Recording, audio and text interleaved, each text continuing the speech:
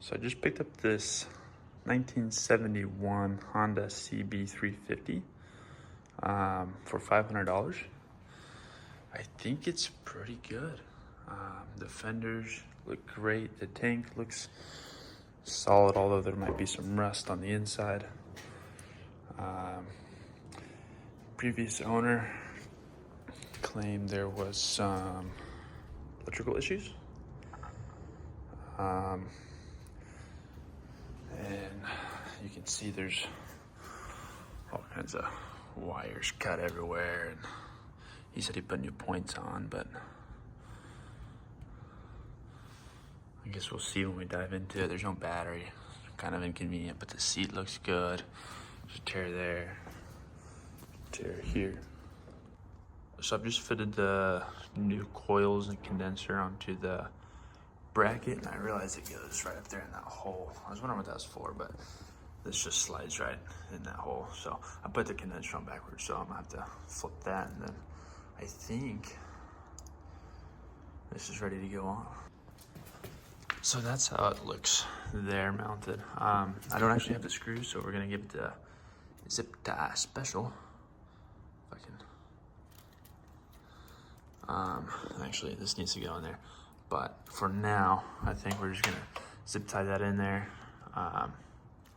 until I can get some bolts that'll go through there and make it look nice. So I'm taking it apart because I realized the wiring is awful. And so I think it'd be easier just to start over essentially. So another thing I can check while I have the battery hooked up is spark. So what I'll do is I'll kick it over, and I should get a spark from both. Yeah. I did the first round of trying to get some of this rust out of the tank. It looks a lot better than it was, but still gonna have to probably do another round of the vinegar and baking soda just because I didn't let it sit super long. Also, I drained the oil out of it, and I looked in the oil plug because there's a little hole, and engine very bad. I don't know how well you can tell, but there's some metal chunks here that I got from Feeling along here. So I've been doing a little work trying to get this motor out, taking the carbs off. Here's a brake light line I just removed. Going for the bolt there that threads this entire engine to the frame. Every other one has been removed all around. So once I get this brake lever off, then I can pull this bolt out and should be able to get this motor moved over somewhere. So I realize it's been a while since I filmed anything. That is because I've been disassembling the engine and ended up moving it into, well, my living room, kitchen, dining room, whatever you want to call it, because this is a convenient table and me and my roommates never use it. So it is now my engine rebuilding table. So this part here is just showing you the condition that the pistons were in before I removed them. I couldn't find the video in landscape, so here's a portrait version that I posted on my TikTok, so go watch that video. This is the inside of the cylinders, all rusted out as well.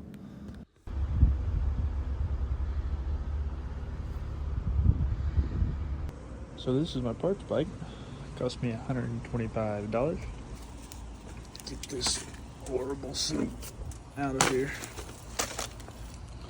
So I ran into a problem I never thought I would. Going to pull this rear bumper off. I can't because the tree is in the way. I can't slide it out from this groove here on the toolbox. So maybe take the toolbox off and keep pulling. I didn't expect. It's kind of a funny issue to run into. But I mean, look at this thing. It's grown up and through the frame, almost around it. Yeah, that's pretty cool though. So I'll take you out to my paint booth, also known as my back porch. Don't tell my landlord.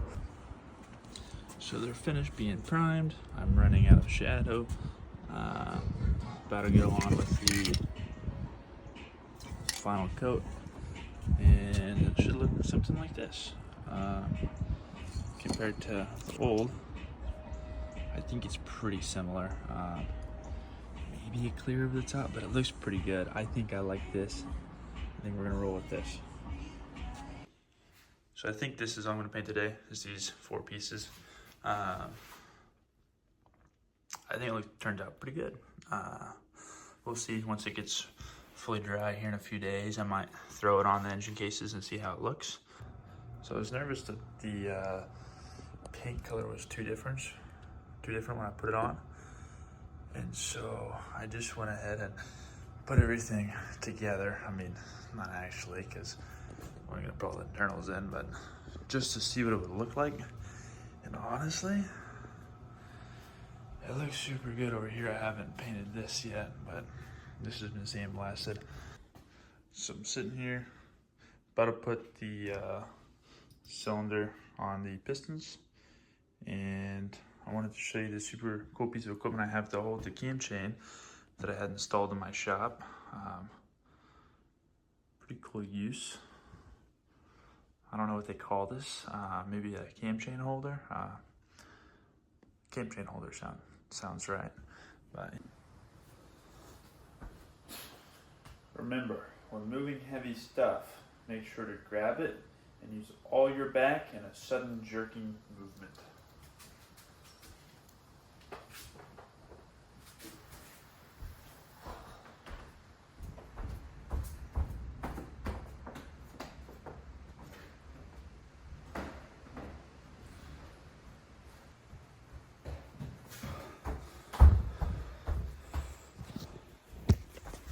I'm not breathing hard, you're breathing hard. Okay, one step closer to being back on the motorcycle. I need to put the back wheel back on first, and I'll do that. I don't have it in there.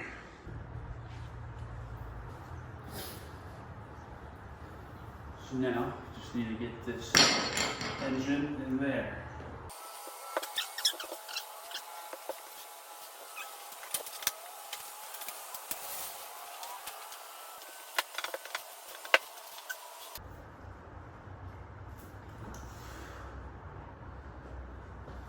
I saw that online, and I don't think it's gonna work for me.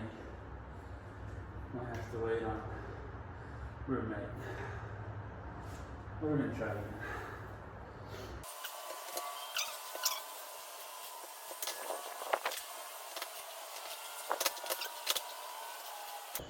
Well, I got all the mounts put in, not tightened up, but we'll do that some other time. Engine's in the bike. That is exciting. I think my roommates will also be very excited because that means that we have a table again. So I decided to take apart the carbs, and I've already taken apart the second one and put it all back together and cleaned it up. But this one, this is what it looks like right when I open it up. Sand. Well, it's come to the point of the build where it's time to put some gas in and hope I built everything correctly so it didn't explode and burn my entire house down.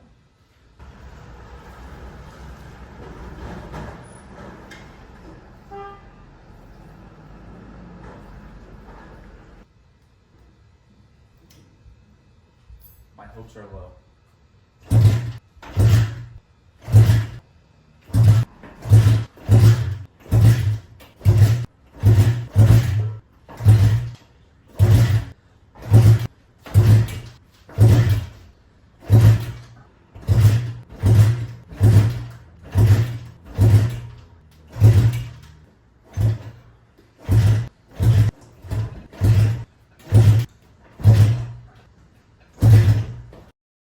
So after kicking over the CB350 with no sign of it starting, I decided to go ahead and order a new harness.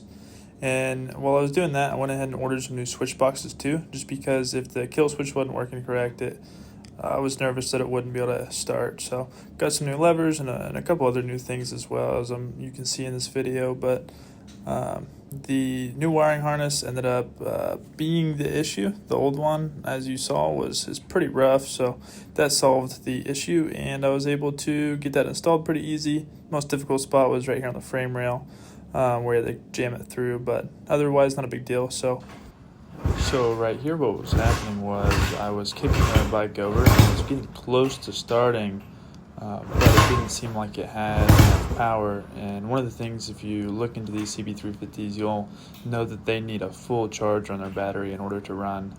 So kicking it over, you might hear in some of the video that it does get close and it fires off a couple of times, but if with this battery not being fully charged, it didn't want to go. So after kicking it over for a bit, I decided to go give it a charge and come back to it in a little bit. So that's what you're now seeing here.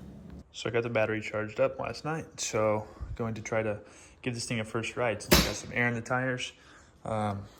Clutch is still not working, out of service, but I think I can just get it in gear and start rolling.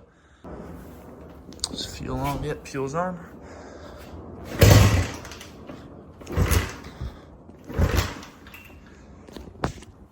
Yellow fuel.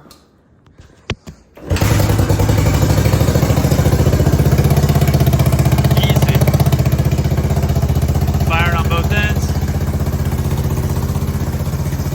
Yeah.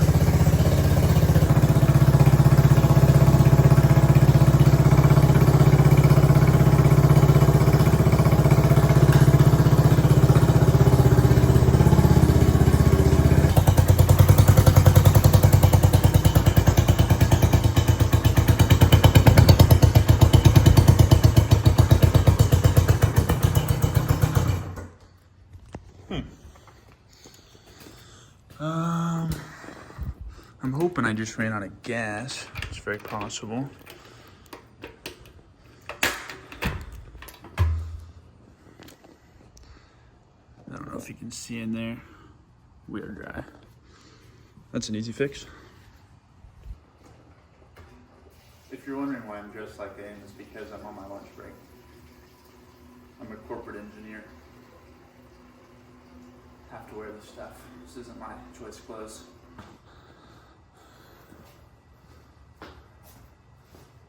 So hopefully what just happened didn't happen again.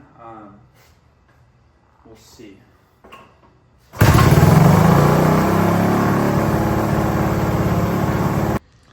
So I'm off of work now, and I have adjusted the idle set screws to a half turn to counterclockwise. So we'll try to start it up again. As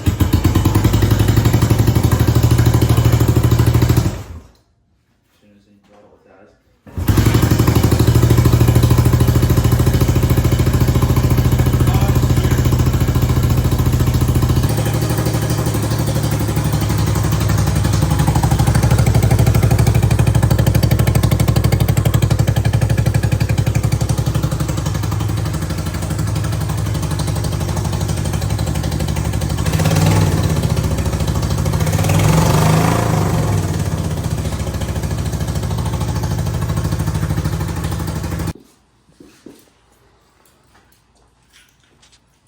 Test ride number 1.